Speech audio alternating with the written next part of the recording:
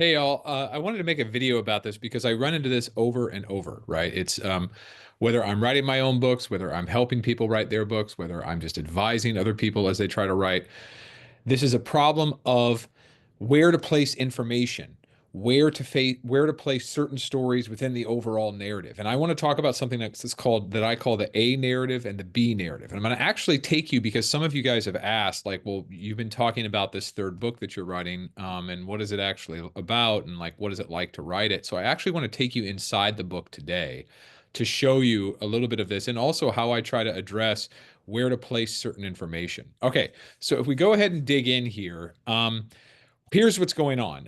Broadly speaking, this is a collection of people who, well after the war in Afghanistan ended, found ways to continue to evacuate Afghans left behind. We, as United States, stranded over probably north of 160,000 wartime allies in Afghanistan. And there's this very small collection of former soldiers, many of them aligned with special forces, but also like civilians who took it upon themselves like well after the Taliban took over, well after there was no State Department in Afghanistan, well after the military left, to go into Afghanistan to get people out. All right, so right now, what's happening in the story, and as you see, like I'm pretty deep into this story. This is page 394. Two of the protagonists, these two brothers named Safi and Anis, they're from Omaha. They're actually in Kabul right now, and they've just completed an 8-day diplomatic swing of sorts with Taliban officials. This is in December of 2021. And basically, it was try to see if they could get more chartered flights to fly out of Kabul. This is again, they're doing this as as like U.S. civilians. They're not doing it with like the full clearance of the State Department or anything else. They just have the temerity to go over there and just do it. Okay, but here's what happened. On their eighth and final day, they were imprisoned. They were detained by the Taliban's intelligence agency, the GDI, which stands for the General Directorate of Intelligence. Okay, so that's the overview. Okay, so now let's go into what's actually happening here in the story. What's happening is that their brother back in the U.S. There's a third brother. So Safi and Anis are the two brothers who are in Afghanistan right now, and there's a third brother named Zabi, and Zabi lives primarily in Omaha, but he's working right now from Virginia, which is where this group called this coalition effort called Human First of all these people that are getting all these Afghans out is located. So Human First is located in Virginia. Okay. So in any case, Zabi, in this moment, what's happening is he knows that this is not good because Zabi has worked extensively over the years in Afghanistan himself during the Forever War. He worked there as an executive for Coca-Cola, and he knows that this detainment is a bad thing. So that is the what I call the ongoing A narrative. Zabi is now aware, oh my gosh, my brothers have been detained. This could really be bad. Zabi wants to believe that perhaps they will be released tomorrow. That is what the Taliban is telling him. That's what Zabi's cousins in Kabul, Zabi, Anis, and Safi are Afghan American, if you couldn't tell, and they have cousins throughout Afghanistan. And the cousins in Kabul are telling Zabi in this moment that, hey, Safi and Anis are going to be released tomorrow. It's going to be okay. But Zabi doesn't trust them. Okay. So that is the ongoing A narrative. Is this actually true? It doesn't trust them is probably too strong. Doesn't know if what they're saying is the truth. Because he doesn't think the Taliban will actually release them the following day. All right. So that's the ongoing A narrative. But here's what happens. Uh, I'm going to pick up right here. Um, the worry and guilt over his brothers wash over Zabi. The waves are unending now, hours later. This is hours after he learned. It's the worst experience of my life, Zabi says. He tries to believe the cousins. Again, all of this is him trying to say that this is all a narrative. Like, I think a narrative is the ongoing narrative of any book, right? So that's like once you start a story, it's like it's the A narrative. It just keeps moving forward. What's that story that keeps moving forward? And in any movie, the A narrative is just the story that just keeps moving forward. But then there's the B narrative, and the B narrative is the one that's full of subtext and context and backstory. And where do you introduce that? Well, I argue uh, to the people whose books I help ghost edit, to the people I've edited over the years, whether at ESPN or elsewhere. Now, when I'm writing my own books, I argue the B narrative should go where it is appropriate in the story. Okay, so I'm gonna show you where a couple of instances where I think the B narrative is appropriate in this story. All right, and this is taken like from the literal first draft of my ongoing book here. Okay, um, uh, Zabi tries to believe the cousins. He wants to believe all will be resolved with a new day in Kabul, meaning Safi and Anis will get out. But it's a whole day here in America to endure first. America is like, somewhere between 10 to 11 hours behind Kabul. And soon the calls come from Zabi's parents, Abdul and Halima. They live in Omaha, wondering when the brothers' flights departs because they're supposed to leave Kabul now. From Miriam. Miriam is Anis's wife. Again, Safi and Anis are in prison, and so this is Anis's wife, who tells. Okay, now this is the introduction right here of the B narrative. Okay, all right. So like, why am I doing this here? Because well, actually, let me read it. Then I'll explain it. From Miriam, who tells Zabi how for 8 days Anis has phoned her, FaceTimed her, shown her the streets of Kabul, and told her there's nothing going on, everything's fine. Anis assuaging Miriam about his safety and maybe even apologizing in code for Anis and Miriam's big fight. When he told her from the Islamabad airport 8 days ago he was heading to Kabul, and nothing, she said, not even think of your children, Anis, could dissuade him from his trip. For 8 days now, Anis has been in close contact with Miriam, she tells Zabi. So why can't Miriam reach him now? Why does Anis not answer his phone? Why, Zabi, does Miriam have, quote, this weird feeling in my heart, end quote. She says, so strong and strange and troubling, Miriam has had to seek refuge in Zabi's home in Omaha. Again, Zabi has a home in Omaha too. Talking with Zabi's wife, Husna. Miriam has been crying from this weird feeling, Zabi. What is going on? Okay, so just real quick, this graph right here, what I could have done at any point was okay, so I've earlier in the manuscript, I've shown what's happened across the last 8 days. And earlier before that, I showed this big fight that Miriam and Anis had, where Anis said he was going to go to Kabul because his brother Safi was going. And Miriam got really upset with Anis for that. All right. So for the last 8 days, and there's whole chapters just before this dedicated to those 8 days, I could have chronicled in real time what Anis was doing and how he was trying to assuage Miriam's guilt. But I also knew as I wrote this book that the time would come when the focus would shift primarily to Miriam, and we could fill in real quickly what was happening. That's what I mean. There's like the A narrative is the one that's ever moving, but then there's the B narrative, and like, where is it appropriate? Well, when does Miriam have the stage again? She gets the stage in this paragraph. So let's go ahead and utilize what she's been basically storing up, in some sense. Like, I've stored up all this information, waiting to sort of relay it at the right spot. And now this is the right spot, right? Why is it the right spot? Because she's been in constant contact with her husband over these last 8 days. They've made up after their big fight that they had when he was in the Islamabad airport about to go to on to Kabul. And why he was in Islamabad is this whole other story that's too long to go into here. And she was back in Omaha taking care of their 3 kids, and they had this big fight. And everything that he has done for her over those last 8 days to sort of assuage her fear.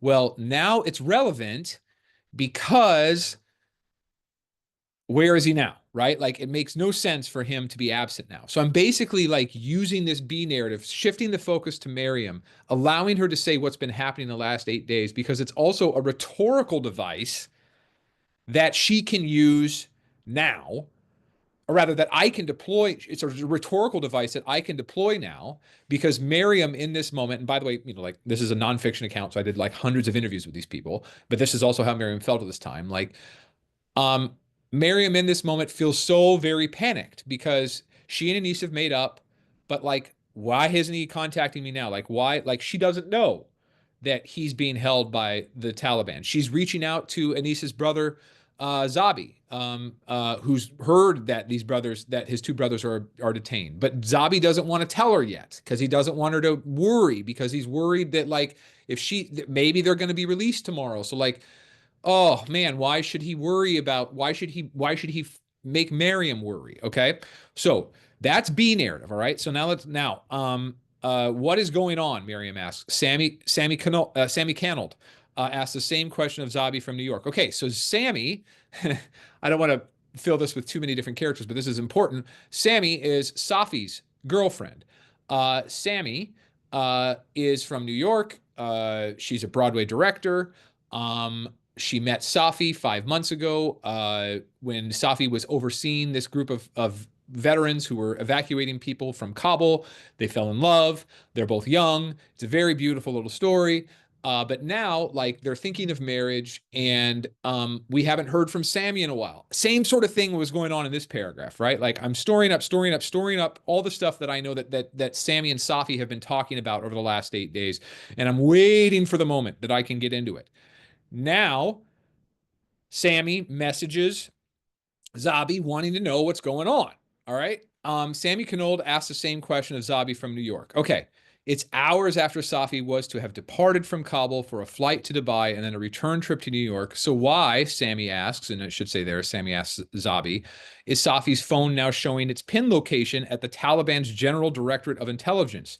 Sammy sends a screenshot of Safi's pin locale to the Human First chat on Signal. So there's again, the name of the group is Human First Coalition that's doing all of this evacuation work. And she's very worried, like, what's going on? We FaceTimed 12 hours ago, Sammy types to the group from Westchester County, New York, where she's leading a small table read at a private residence for the musical she'll soon direct on Broadway, How to Dance in Ohio. She's been distracted at this table read. It's really weird I haven't heard from him, she says. She and Safi have been in constant contact the last 8 days. Safi showing over FaceTime the meetings he's led at Kabul safe houses. They've been, Human First has had to store like hundreds, thousands of ultra at-risk Afghans, people who could be beheaded by the Taliban for their alliance with the Americans during the war. Human First has had to house these people in safe houses that the Taliban doesn't know about throughout Afghanistan. And Safi has decided to share with Sammy, like, some of, just briefly show her over FaceTime some of the messages, or rather show her some of the rooms that these are in, right? Okay, so Safi showing Sammy over FaceTime the meetings he's led at Kabul safe houses, or sending her photos of the cherubic boy and girl, Safi and cousin Latif. This is one of the big cousins in Afghanistan. This is one of the guys who's led Human First ground operations in Afghanistan, and a dear, dear friend of Safi's. But anyway, so let's go back to this. Or sending her photos of the cherubic boy and girl Safi and cousin Latif encountered amid a driving snowfall in Kabul. The boy and girl, neither older than 4, said they were homeless and hungry, and Safi and Latif fed them and tried to find housing for them. And Safi, emotional, then texted Sammy, "What the fuck is wrong with this world?" That led to another flurry of exchanges, with Safi and Sammy agreeing to bring to the attention of Human First donors and members of Congress and the State Department the necessity of funding evacuations from Afghanistan, because winter has arrived and there is so little food, and the poverty in Afghanistan is worse than ever, worse than Safi ever saw in the Forever War. Safi told Sammy to send certain moneyed people in their shared orbit the pictures of their homeless children in the snowstorm. Sammy's point is that for 8 days now, Safi has done everything in his power to help Afghans and diminish Sammy's concern, to snip the thought from looping endlessly in her head that she expressed at Heathrow Airport in London. They departed from Heathrow Airport in London. There's a whole story why they were in London that time. But anyway, she expressed at Heathrow, "Please don't die." All right, so here again, I've been storing up what's been happening between Safi and Sammy over the past 8 days of this trip to Kabul, and now is the spot to release it. Why? Because it's rhetorically relevant, right? Here's the spot where, like, you see how close contact they're in, and yet, now Sammy can't hear from him, and suddenly his pin location is at the Taliban's General Directorate of Intelligence. Okay, let's go on. Sammy's point is that for 8 days now, Safi has done everything in his power to help Afghans and diminish Sammy's concern, to snip the thought of blah, blah, blah, blah, please don't die. So it's not at all characteristic of Safi to go radio silent when he should be even more present on her phone, when he's leaving Kabul and in theory en route for the connecting flight to Dubai. Instead, his pin shows him at the headquarters of the Taliban's intelligence agency, which she knows from evacuations over the last 5 months is a headquarters to avoid at all costs. And now he's there, and his pin won't move from there. He said he was getting on a flight at 4 p.m. local time. She types over Signal. And these are the people who are key to Human First operations. But Zabi is the one that she's primarily contacting, because Zabi is Safi's brother. That flight, okay, so he said he was getting on a flight at 4 p.m. local time. That flight has landed in Dubai.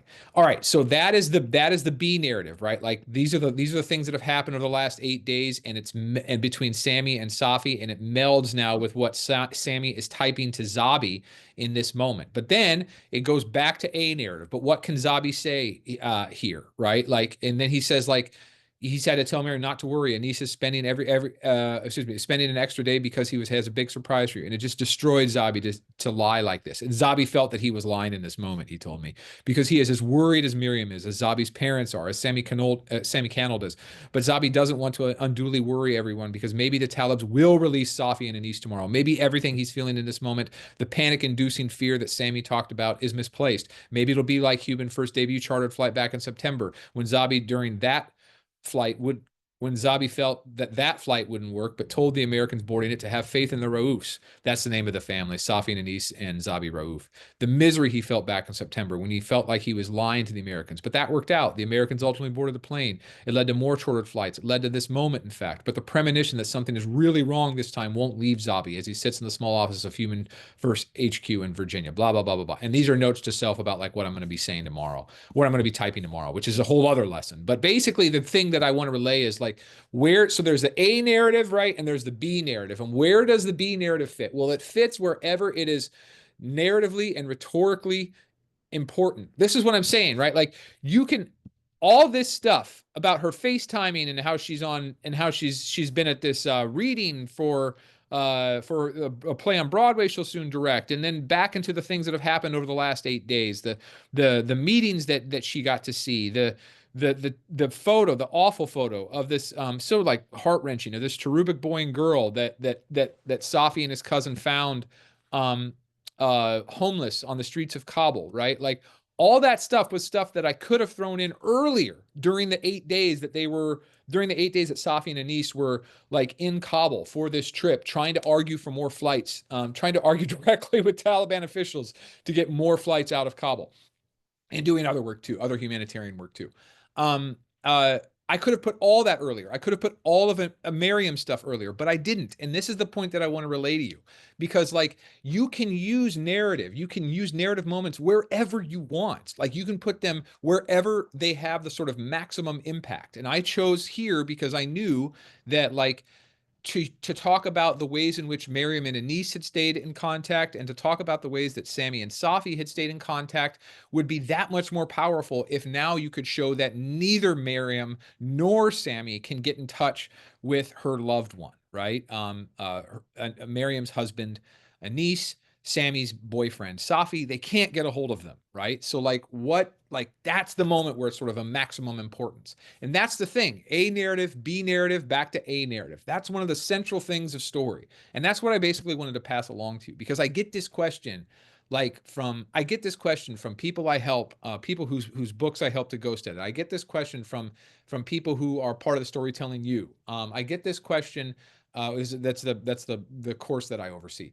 I get this question from friends. I pose this question myself, like, where do I put certain bits of information? And if you just think about the A narrative is the one that is progressing ahead all the time, but at a certain point, that narrative is going to sort of naturally slow, or at least quiet down. And when it slows, or when it quiets down, or when it begs for some sort of context, that's when you can put in the B narrative, right? That's when you can put in all the stuff that is relevant to that moment. And then boom, once you've shown the relevance to that moment, you can keep the A narrative moving. All right. I hope you've enjoyed this. I love to talk about this. This has been great fun for me. All right. Bye-bye.